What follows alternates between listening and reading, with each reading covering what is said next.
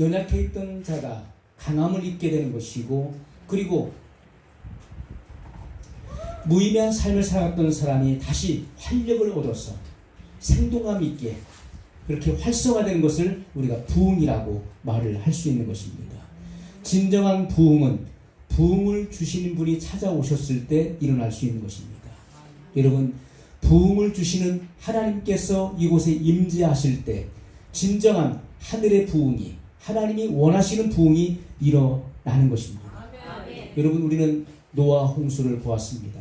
하나님 말씀을 통해 보았죠. 노아 홍수는 하나님의 심판이었습니다.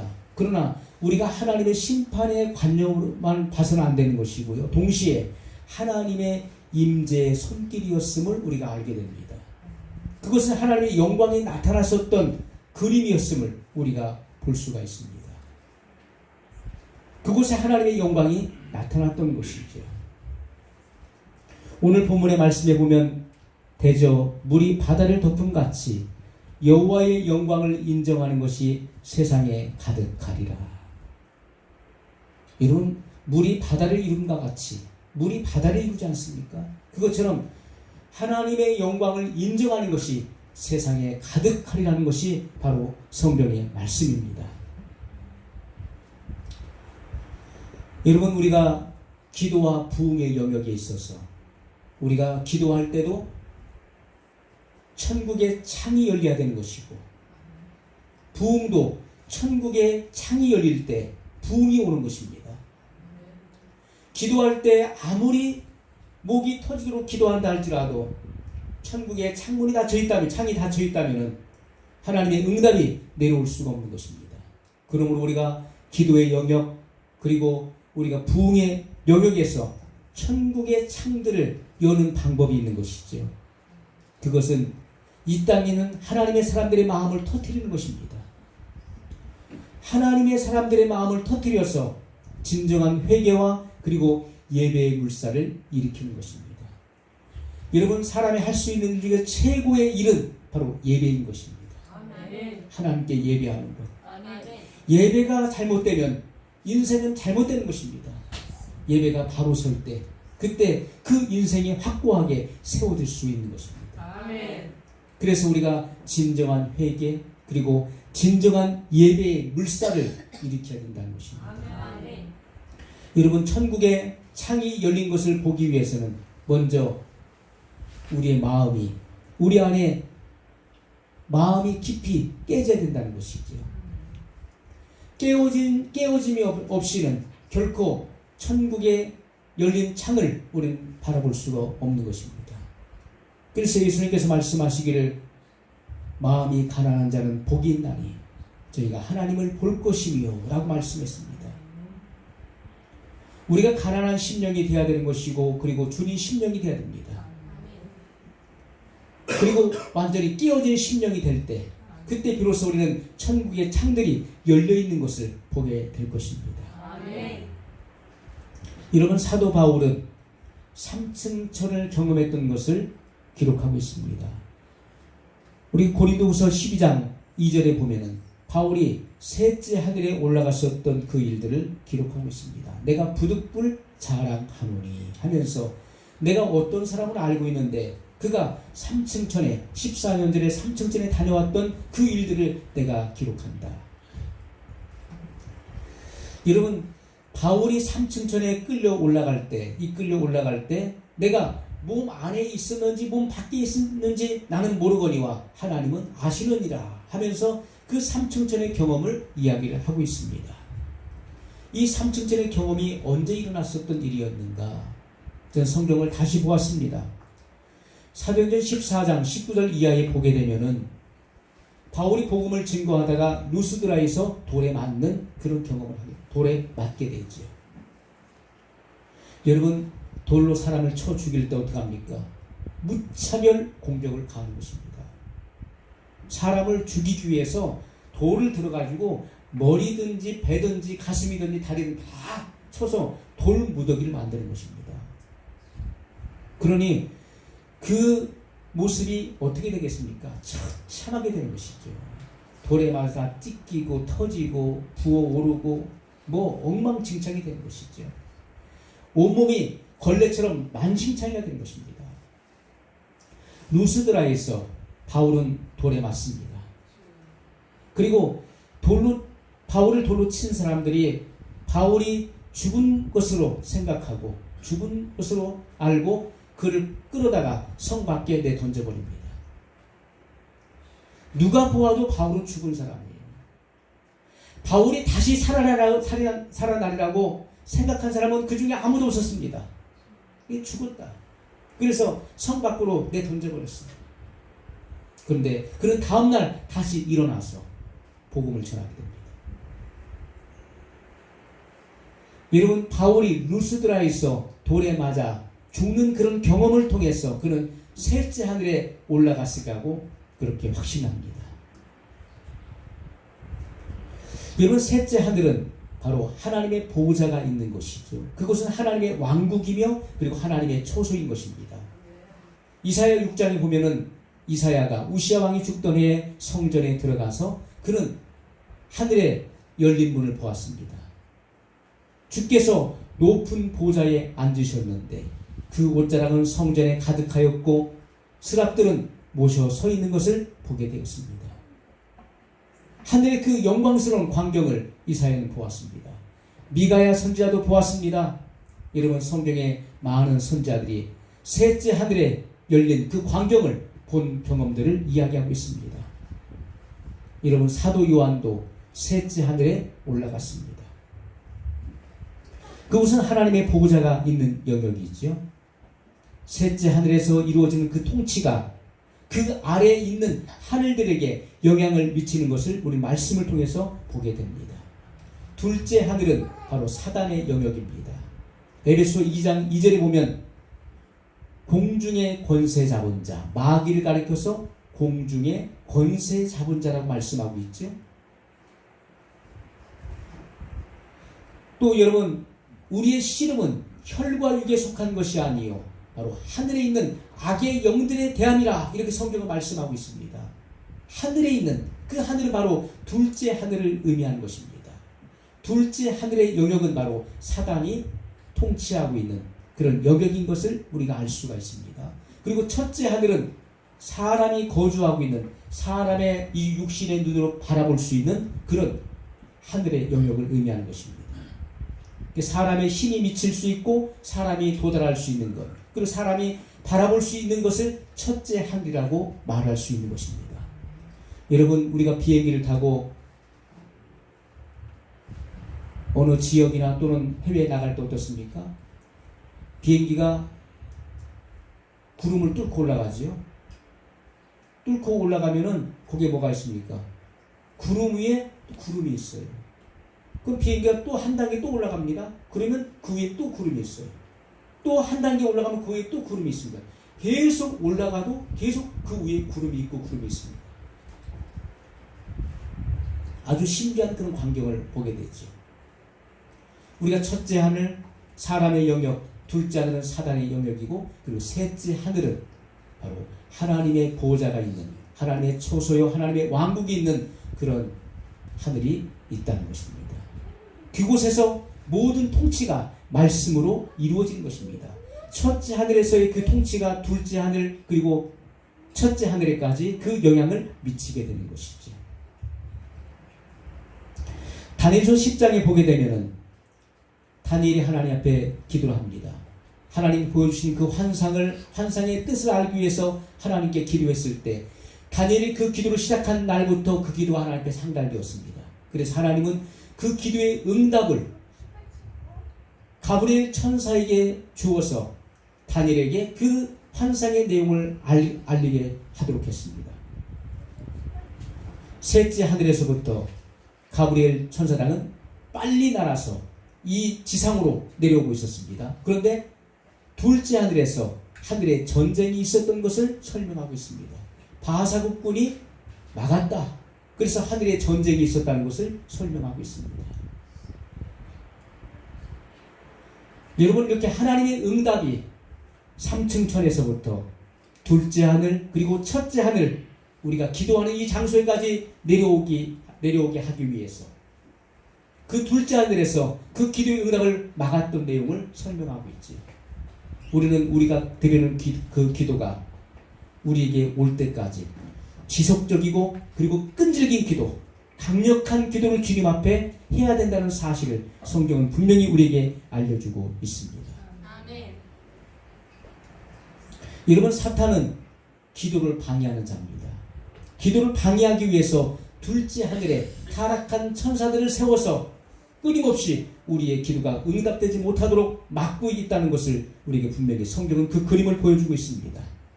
그래서 사탄은 제한적인 주권을 가지고 둘째 하늘에서 통치하고 있는 자죠.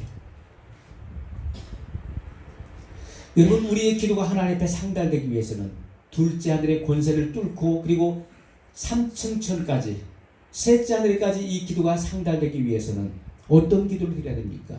시편 51편 17절에 그 기도를 우리에게 말씀해 주고 있습니다. 하나님의 구하시는 제사는 상한 심령이라. 하나님이여 상하고 통회하는 마음을 주께서 멸시치 아니하시리이다. 이렇게 말씀하고 있습니다. 하나님이 받으시는 제사 그리고 하나님이 받으시는 기도는 어떤 기도입니까? 바로 상한 심령. 통회하는 그런 심령의 기도를 하나님이 멸시치 아니하신다라고 말씀하고 있습니다. 여러분, 상한 심령은 하나님께서 받으시는 기도이고 받으시는 제사라고 말씀하고 있어요. 우리가 상했다는 것은 뭘 의미합니까? 상한 심령은 바로 깨어지고 부서진 마음을 의미하는 것입니다. 철저하게 깨지고 부서져야 돼요. 내 교만과 자존심이 철저하게 깨지고 부서져야 됩니다. 자기 사랑과 자기 자랑이 철저하게 깨지고 부서져야 돼요. 그래야 그 기도가 하나님 앞에 상달되는 것이고 그러한 심령의 예배를 하나님께서 받으신다고 성경은 분명히 말씀을 하고 있습니다. 여러분, 우리가 부흥을 원합니다. 진정한 부흥이 오기를 원하지만은 이 부흥을 모르고 있다는 것이죠. 그리고 너무나 쉬운 방법으로 부흥을 찾고 있습니다. 그러나 우리가 서두에도 말씀을 드렸던 것처럼 이 부흥이라고 하는 것은 단순하게 양적 부흥을 의미하는 것이 그것만 의미하는 것이 아니라는 것이지요. 리바이벌이라고 하는 것은 바로 다시 활발히 일어나는 것입니다. 활성화되어지는 것입니다. 모든 것들이 역동적인 하나님의 그런 은혜가 일어나는 것을 의미한다는 것입니다. 여러분, 하나님이 원하시는 하나님으로부터 오는 천국으로부터 내려오는 그런 진정한 부흥을 우리는 기대합니다. 이 시대적인 그런 부흥을 우리는 찾고 있습니다. 이러한 부흥은 쉽게 인간적인 방법으로 인간적인 어떤 프로그램을 통해서 그런 부흥을 끌어들일 수 있는 것이 결코 아니라는 것이죠. 여러분, 다윗은 하나님의 법궤를 예루살렘으로 옮기기 위해서 그런 고민했고 기도했습니다. 그래서 그는 하나님의 법궤를 소가 끄는 술에 실어서 그것을 편리한 방법으로 예루살렘으로 이동시키려고 했습니다. 도중에 문제가 생겼죠. 소가 끄는 수레가 돌에 걸려서 덜컹거릴 때 그 법궤가 떨어지려고 하는 것을 우사라고 하는 사람이 그 떨어진 것을 막기 위해서 법궤에 손을 댔습니다. 그 순간에 하나님이 우사를 치심으로 그는 죽었어요. 그리고 베스메스에서 그 운반 작업이 멈췄습니다. 그 두려움과 공포 속에서 그 누구도 법궤에 손을 댈 수 없었고 그리고 더 이상 옮기는 작업을 진행할 수 없었던 것이었죠. 다윗은 고민에 빠졌습니다. 어떻게 해야 되는가? 그런 성경을 보았습니다. 어떻게 하는 것이 하나님의 방법인가? 성경에 보니까 법궤는 수레에 실어서 끄는 것이 아니었음을 알게 됐어요. 여러분, 부흥은 하나님이 원하시는 부흥은 쉽게 하는 것이 아닙니다. 그냥 우리는 편리한 대로 쉽게 모든 것을 쉽게 끝내려고 합니다. 쉽게 모든 것을 하려고 합니다. 그러나 하나님이 원하시는 부흥은 그렇게 쉽게 하는 것이 아니라는 것이죠. 그럼 어떻게 해야 됩니까? 하나님의 방법대로 해야 되는 것인데 법궤는 누가 맵니까? 그것은 고리에 채를 깨워서 레위 자손 중에서 고앗 족속들이 그 법궤를 매는 것입니다. 이런 법궤의 길이는 122cm입니다. 그리고 너비와 높이는 76cm예요. 그것의 재료는 우리가 그 시띠나무죠. 우리가 지금으로 말한다면 우리는 아카시아 나무라고 그렇게 불려집니다. 자, 조각목. 그 조각목에다가 금을 입힌 겁니다. 또 완전히 금덩어리예요. 금으로 만들었으니까 그 무게가 얼마나 무겁겠습니까? 조각목에다 금을 입혔어요. 그 무거운 법궤를 레위 사람 그리고 고앗 족속이 네 사람이 그것을 채로 메고서 운반을 해야 되는 것입니다. 그건 쉬운 일이 아니었지요. 그래서 다윗은 그것을 그렇게 하나님의 방법대로 감행을 하게 됩니다. 여러분, 이것을 사람이 메고서 16km를 이동한다는 것은 결코 쉬운 일이 아니었지요. 그러나 다윗은 우사의 죽음을 통해서 부흥에 이르는 길은 아주 험난하고 그리고 땀으로 번복되는 길이라는 것을 비로소 깨닫게 된 것입니다. 그 행렬 안에 있었던 자들이 누굽니까? 법궤를 운반하는데 다윗이 있었지요. 그리고 거기는 제사장들, 레위 사람, 그리고 예배자들이 있었습니다. 그날 그 무거운 법궤를 예루살렘으로 인도하는, 예루살렘 성 안으로 인도하는 일에 비로소 성공을 하게 됩니다. 거기는 많은 값진 수고와 대가를 지불하게 된 것입니다. 이 법궤가, 하나님의 법궤가, 하나님의 임재를 상징하는 이 법궤가 예루살렘 성을 통과했을 때 다윗은 어떻게 합니까? 마치 미친 사람처럼 기뻐서 춤추기 시작했어요. 하나님의 법궤가 돌아왔다. 하나님의 법궤를 예루살렘 성 안으로 인도하는 일에 성공했다. 그 감사와 감격 속에서 다윗은 마치 미친 사람처럼 춤을 추기 시작했어. 하나님의 임재를 확인한 것이다. 다윗은 이렇게 온몸이 땀으로 젖어가면서 춤추면서 하나님께 예배를 드린 것입니다. 땀으로 얼룩진 예배를 하나님께 드렸어요. 여러분, 이 땀이라고 하는 말이 성경에 나옵니다. 창세기 3장 19절을 보면 이 땀에 대해서 하나님께서 어떻게 말씀하시는지 한번 들어보십시오. 아담이 하나님 앞에 범죄했을 때 그들은 아담과 하와는 에덴 동산에서 동산 밖으로 쫓겨났습니다. 축출되었어요. 그러면서 동산 밖에서 생활할 때 하나님께서 가르쳐주신 원리 중에 하나인 것입니다. 내가 얼굴에 땀이 흘러야 식물을 먹고, 이렇게 말씀하고 있어요. 내가 얼굴에 땀이 흘러야 식물을 먹게 될 것이다. 이렇게 말씀을 하고 있습니다. 여러분, 이 땀이라고 하는 것은 이 땅에서 가치를 실물로 바꾸는 수단이 되는 것입니다. 가치를 실물로 바꾸는 수단이에요. 그것이 바로 땀입니다. 다윗은 법궤가 들어왔을 때 춤을 추면서 하나님께 땀 흘리는 예배를 드렸습니다. 땀을 흘리는 예배를 드렸다는 거예요. 그러면 하나님께서 우리에게 원하시는 것이 뭡니까? 하나님이 우리에게 원하시는 예배는 어떤 예배일까요? 그것은 땀을 흘리는 예배라는 것입니다. 땀 흘리는 예배. 예배는 최상의 존재인 하나님께 최고의 가치, 최선의 가치를 드리는 것이 바로 예배인 것을 성경은 분명히 우리에게 말씀을 하고 있습니다. 아멘. 여러분, 오늘날 우리는 땀을 흘려서 그 수고한 대가로 돈을 받습니다. 그런 말 하잖아요. 내가 쇠 빠지게 일해서 내가 번 돈이야. 내가 아주 피땀 흘려 번 돈이야. 우리는 땀을 흘려가면서, 땀을 흘려서 그 수고한 대가로 돈을 받습니다.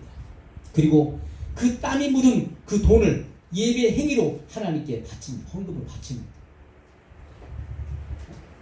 우리의 시간도 마찬가지입니다.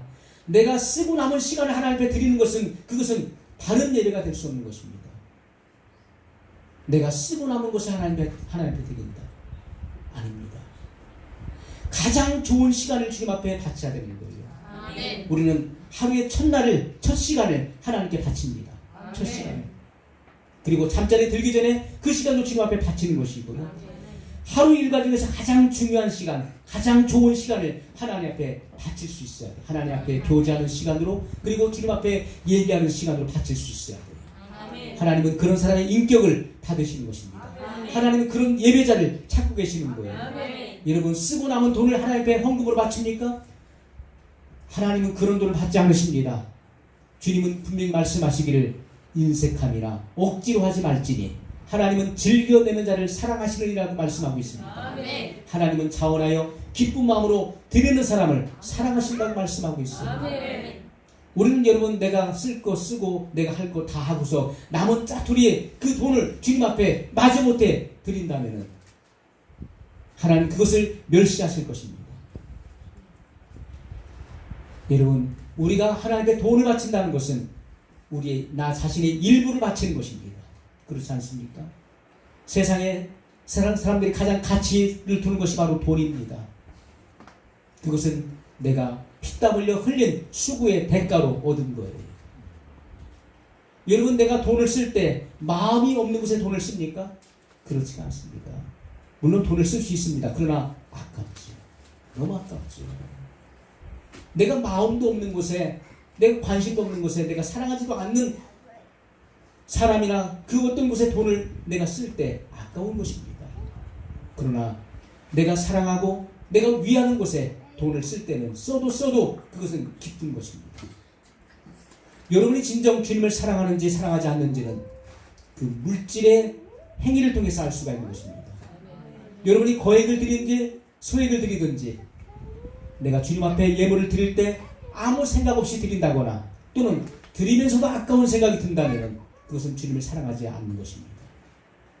그러나 주님 앞에 드리면서 더 드리지 못한 그런 아쉬움과 그리고 드리면서 감사한 마음으로 기쁜 마음으로 기꺼이 드린다면 그것은 주님을 사랑하는 바로 행위인 것입니다. 사랑은 증거예요. 우리는 우리의 물질관이 어떠냐 하느냐에 따라서 우리의 신앙의 행위가 바로 판가름된다는 것을 우리가 알 수가 있습니다. 여러분, 다윗은 바로 땀 흘리는 그런 예배를 하나님 앞에 드렸습니다. 사람의 육신이 게을러지면 어떻습니까? 하나님의 임재를 운반하면서도 편리한 방법으로 하려고 하는 거예요. 뭐 굳이 그것을 무거운 것을 어깨에 메고 땀을 흘려가면서 먼지에 막 뒤집어 써가면서 그걸 끓여야 되는가? 그냥 쉽게 소가 끄는 술에 실어서 날리면 되는 것이지. 그러나 예배는 그렇게 쉽게 드려서는 안 되는 것입니다. 예배는 그냥 내가 편한 자세로 그냥 아무렇게나 드리는 것이 예배가 아니에요. 자아 만족을 위한 예배가 돼서는 안 된다는 것입니다. 아멘. 예배는 땀을 흘려야 돼요. 아멘. 주님 앞에 찬양에도 그리고 말씀에도 기도에도 모든 것에 우리의 심혈을 다 기울이는 아멘. 그런 예배를 드릴 수 있어야 된다. 아멘. 우리가 여러분 찬양에도 복음성에 그런 찬양이 있습니다. 찬양하라 내 영혼아, 찬양하라 내 영혼아. 내 속에 있는 것들아 다 찬양하라. 내 속에 뭐가 있습니까? 오장육부가 있죠. 하나님을 찬양할 때는 오장육부가 다 움직여야 됩니다. 아멘. 하나님을 찬양하는데 그냥 입으로만 드려서는 안 돼요. 그건 립서비스죠. 하나님은 립서비스를 받지 않으십니다. 입술만 움직이는 그런 찬양은 의미가 없어요. 우리의 오장육부가 다 움직여야 된다는 거예요. 아멘. 그래서 그것이 언어를 구사하고 그 언어가 주님 앞에 상달되도록 해야 된다는 것입니다. 우리의 마음을 쏟아야 돼요. 아멘. 그런 예배를 주님께서 원하신다는 것입니다. 아멘. 여러분, 육신이 게을러지면 땀을 흘리지 않는 방법을 사용하려고 하지만 그러나 결코 그런 예배는 신령과 진정의 예배가 될 수 없다는 것이죠. 여러분, 다윗이 인구조사를 하게 됩니다. 그때 하나님은 진노하셨어요. 인구조사. 여러분, 이스라엘의 진정한 왕은 누구십니까? 하나님이셨습니다. 그런데 다윗이 자기의 그런 위세, 내 군사력, 내 힘이 어느 정도인가를 알기 위해서 인구조사를 서두릅니다. 그때 하나님께서 하나님의 큰 재앙이 이스라엘에게 임하게 됩니다. 그때 다윗이 어떻게 합니까? 하나님의 그 재앙이 백성들에게 미치는 것을 보고 제사를 드리게 되죠. 화목제를 드리게 됩니다. 갓 선지자가 와서 뭐라고 합니까? 아라우나의 타작마당에서 제사를 드리십시오. 하나님께 번제와 화목제를 빨리 드리십시오. 그때 다윗이 그 아라우나의 그 타작마당에 갈 때 아라우나가 와서 어떻게 합니까? 그 앞에 엎드리고 왕이시여 무엇을 원하십니까? 이 땅을 원하신다면 이 땅을 받으시옵소서. 그리고 제사를 원하시면 여기 소가 있고 그리고 뗄 나무가 다 있나이다. 다 왕이 가지시옵소서. 다윗이 뭐라고 합니까? 아니다. 그렇지 아니하다. 내가 값을 주고 내게서 살리라. 값없이는 내 하나님 여호와께 번제를 드리지 아니하리라 하고 은 50세겔로 타작마당과 소를 사고. 사무엘하 24장 24절에 나오는 말씀입니다. 값없이 드리는 예배를 드리지 않았다. 값없이 무의미하고 무성의한 그런 제사를 결코 드리지 않았습니다. 대가를 지불했어요. 대가를 지불하는 그런 제사, 그런 예배를 다윗은 드렸습니다. 여러분, 예수님께서 겟세마네 동산에서 기도하실 때 그 기도의 장면을 성경은 아주 적나라하게 묘사하고 있습니다. 예수님께서 겟세마네 동산을 기도하실 때 땀방울이 핏방울이 되었어요. 예수님은 땀을 흘리는 그런 기도를 드리셨습니다. 그때 모세혈관이 터지고 그리고 피가 같이 땀과 함께 범벅이 돼서 흘러내렸어요. 예수님의 온 얼굴은, 온 몸은 피로 젖었습니다. 성경은 그렇게 우리에게 말씀하고 있어요. 기도는 이렇게 하는 것이다. 땀을 흘리는 기도. 땀 흘리는 기도는 상황을 바꿔놓습니다. 바꿔놔요. 여러분, 상황이 변하기 위해서는 하나님을 갈망하며 육체의 땀을 흘려야 되는 것입니다. 그냥 쉬운 기도, 주여 주여 입으로만 주여 주여, 마음은 움직이지 않고 오장육부가 움직이지 않고 배가 뒤틀리지 않고 그냥 편하게 입어 주여 응답해 주심을, 그런 기도가 아니라는 것입니다. 예수님의 기도는 땀을 흘리는 그런 기도였고 그리고 심혈을 기울여서 모세혈관이 터져 땀과 함께 피가 흘러내리는 그런 간절한 기도, 절규하는 기도를 드리셨어요. 그 심한 통곡과 눈물을 하나님이 받으셨다고 성경은 기록하고 있습니다. 여러분, 땀이 흘러나올 때 내 가슴에서 하나님의 가슴으로 영원한 가치가 이동되는 것입니다. 우리의 예배는 더 이상 구경하는 예배가 돼서는 안 돼요. 구경하는 예배, 관람하는 예배, 관망하는 예배, 그런 예배자가 돼서는 절대로 안 되는 것입니다. 그건 시간을 낭비하는 것입니다. 어떻게 하나 보자. 무슨 예배를 드리는지, 찬양을 얼마나 잘 준비했는지, 찬양을 맞춰봤다는데 얼마나 잘 부르나 한번 들어보자. 설교는 어떻게 하는지 한번 들어보자. 좋은 것을 주워 담고 내게 맞지 않는 것은 내어버리고 걸러버리면 되는 거니까. 여러분, 그런 예배자를 주님 찾고 있지 않습니까? 하나님은 땀 흘리는 그런 예배자를 원하신다. 여러분, 구경꾼이 되지 마십시오. 옛날에 예배 본다는 말을 많이 썼습니다. 어른들이. 예배 보러 간다. 나 구역 예배 보러 가. 나 예배 보러 가. 예배는 보는 게 아닙니다. 예배는 드리는 것입니다.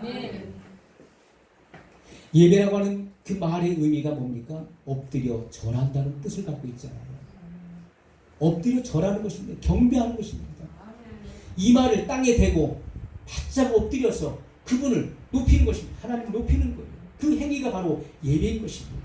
예배는 그런 자세를 가지고 드려야 돼요.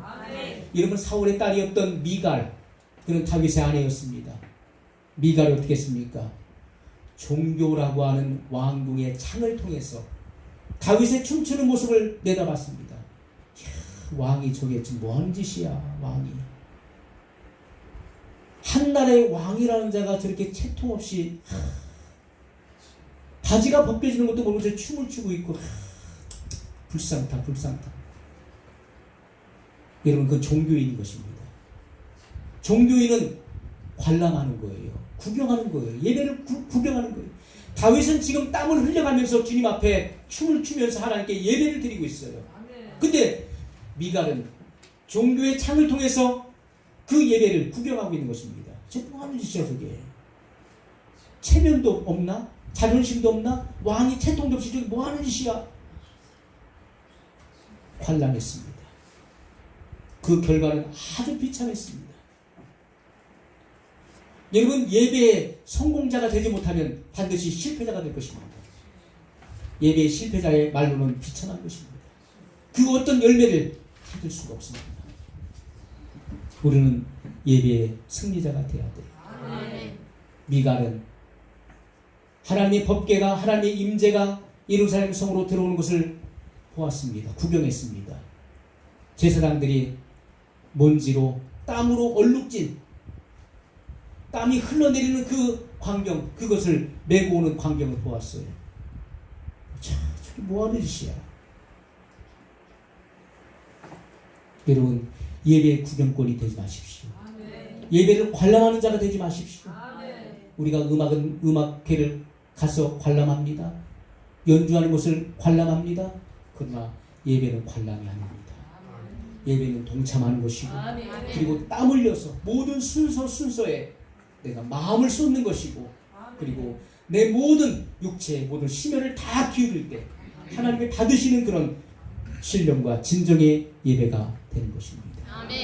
여러분, 예배를 드리면서도 말씀을 판단하고 그리고 찬양을 비웃고 조소하는 그런 모습으로 바라봐서는 안 된다는 것입니다. 여러분, 하나님을 향한 열정과 갈망은 우리의 첫사랑과 그리고 처음 열정으로 되돌아가게 하는 것입니다. 모든 것에 열정이 없으면 안 되는 것이죠. 열정이 있어야 되는 것이죠. 우리가 회개 예배 가운데 땀방울이 드러나는 그러한 진정한 예배자가 되시기를 주님의 이름으로 소원합니다. 여러분, 법궤는 반드시 땀을 흘려가면서 이동을 시켜야 했습니다. 예수님의 그 희생의 제사를 통해서 예수님께서 어린 양으로 이 땅에 오셔서 자기 자신을 하나님 앞에 제사로 집전해 드렸습니다. 그렇다면 새 언약 아래서 우리는 어떤 예배를 드려야 될까요? 하나님은 영이시기 때문에 신령과 진정의 예배를 드려야 되는 것입니다. 예수님의 십자가의 희생을 통해서 동물의 제사는 이미 사라졌어요. 구약은 끝났습니다. 그러나 그 희생의 정신은 여전히 살아있다는 것이죠. 그 희생의 개념은 여전히 살아있는 것입니다. 예배는 희생적인 예배를 드려야 되는 것이죠. 희생적인 예배.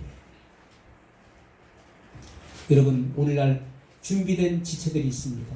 하나님의 나라 확장을 위해서 준비된 지체들이 있어요. 그들과 함께 하나님의 법궤를 저 영원한 여러분 하나님의 성소까지, 하나님의 천성까지 메고 갈 수 있는 그러한 믿음의 사람이 될 수 있기를 주님의 이름으로 소원합니다. 아멘. 예수님이 오시는 길을 우리는 예비해야 됩니다. 주님이 오시는 길을 예비해야 돼요. 하나님의 임재를 느끼도록 하는 그 예배는 바로 회개의 예배인 것입니다. 회개의 예배. 여러분, 전기 충격을 받은 사람은요 평생 그 충격을 잊지 못합니다.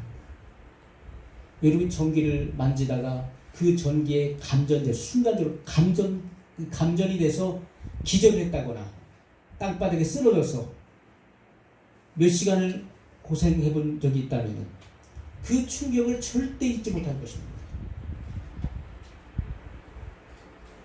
그리고 전기를 만지려고 그 생각이 먼저 날 거예요. 하나님의 임재를 경험해 본 사람은 그 임재의 감격과 그 감사를 절대 잊지 못한다. 여러분, 우리는 처음 사랑, 여러분이 처음 사랑을 체험했지요? 처음 주님을 만났을 때 처음 사랑. 주님은 우리에게 말씀하십니다. 처음 행위를 가지라. 아멘. 처음 행위를 가지라고 말씀하고 있습니다. 우리가 첫사랑에 불타올랐을 때 그때 그 행위는 정말 하나님을 감격시키고 하나님을 감동시키는 그런 행위였어요.